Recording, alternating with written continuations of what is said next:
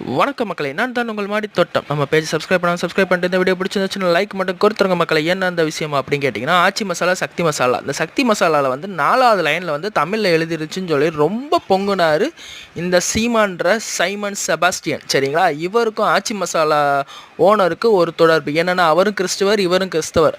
அவர் வந்து ஐசக். சரிங்களா, இவர் வந்து சைமன் செபாஸ்டியன் வந்து வீதிக்கு வீதி கத்துறாரு. என்ன சொல்லி கத்துறாரு, சக்தி மசாலாவில் வந்து தமிழ் கடைசியாக எழுதியிருக்காங்க, தமிழ் வந்து முன்னாடி வந்திருக்கு, தமிழுக்காக நான் குரல் கொடுப்பேன்னு சொல்கிறாரு. சந்தோஷம்தான், இல்லைன்னு நான் சொல்ல. அதுவே ஆச்சி மசாலாவுக்கு சேர்த்து சொல்ல வேண்டியதானே. அந்த இடத்துல ஒரு இடத்துல கூட தமிழே வரலங்க ஆச்சி மசாலாவில். உருதுலலாம் இருக்குது. சரிங்களா, உருது யார், கிராமத்தில் இருக்க பாட்டிமார்கள் போய் உருதுல சொல்லியா கேட்க போகிறாங்க. மெயினான இன்னொரு விஷயம் சொல்லப்போனால், அவர் சின்னத்தையும் காப்பாற்ற முடியலை, காப்பாற்ற வக்கில்ல அப்படி தான் சொல்லணும். சரிங்களா, அதே மாதிரி விருதுநகர் தொகுதியில் நிப்பாட்டுற ஒரு வேட்பாளருக்கு தமிழ்னா என்னன்னே தெரிலங்க, படிக்க கூட தெரியலை. இவர் வந்து நாம் தமிழரா விளக்கமாக